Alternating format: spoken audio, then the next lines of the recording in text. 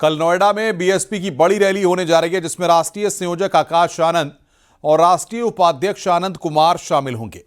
उत्तर प्रदेश के पश्चिमी क्षेत्र के 6 मंडल सहित उत्तराखंड से भी कार्यकर्ताओं को इसमें बुलाया गया है। करीब 50,000 कार्यकर्ताओं के पहुंचने का अनुमान है। लेकिन इससे पहले आपको बता दें कि प्रधानमंत्री नरेंद्र मोदी और व्लादिमीर पुतिन कुछ बोल रहे हैं, सीधे आपको ले चलते हैं। लेकिन साथियों, इन प्रयासों की असली शक्ति आप जैसे बिजनेस लीडर्स हैं। आपकी ऊर्जा, आपका इनोवेशन और आपका एम्बिशन, यही हमारे संयुक्त भविष्य को आकार देते हैं। फ्रेंड, पिछले 11 वर्षों में भारत में जिस स्पीड और स्केल के साथ हमने बदलाव किए हैं, वह अभूतपूर्व हैं।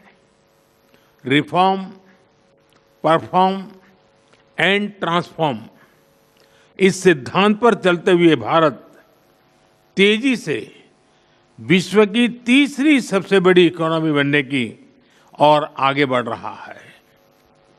और 11 वर्षों की इस रिफॉर्म यात्रा में हम न थके हैं, हम न रुके हैं।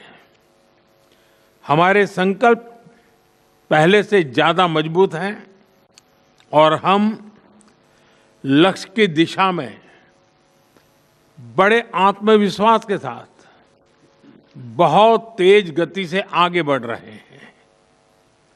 जीएसटी में नेक्स्ट जनरेशन रिफॉर्म और कंप्लायंसेस में कटौती, ऐसे कदम उठाए गए हैं ताकि ईज ऑफ डूइंग बिजनेस को बढ़ावा मिले।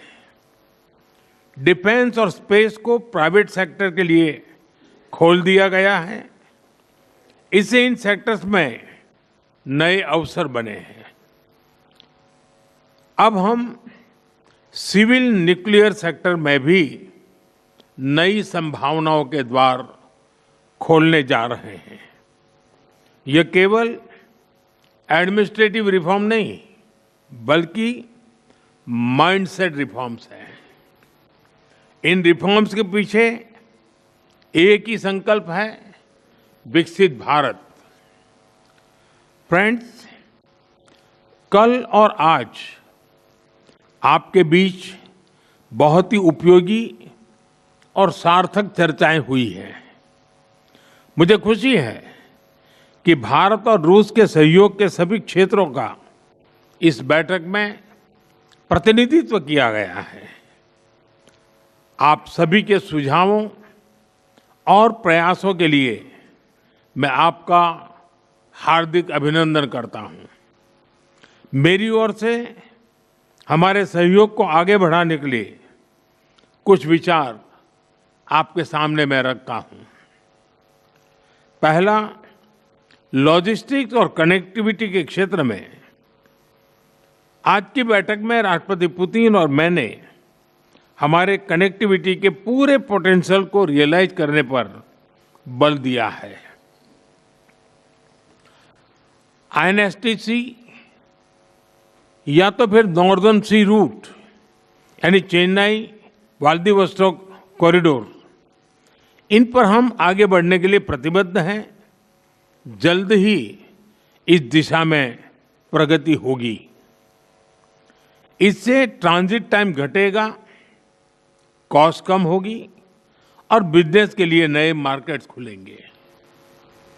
डिजिटल टेक्नोलॉजी की ताकत के साथ हम कस्टम्स, लॉजिस्टिक्स और रेगुलेटरी सिस्टम को वर्चुअल ट्रेड कॉरिडोर से जोड़ सकते हैं।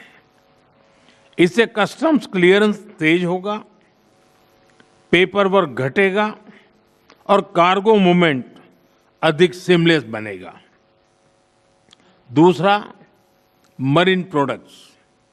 हाल ही में रूस द्वारा भारत से डेयरी और मरीन प्रोडक्ट्स के निर्यात के लिए भारतीय कंपनियों की लिस्ट में विस्तार किया गया है।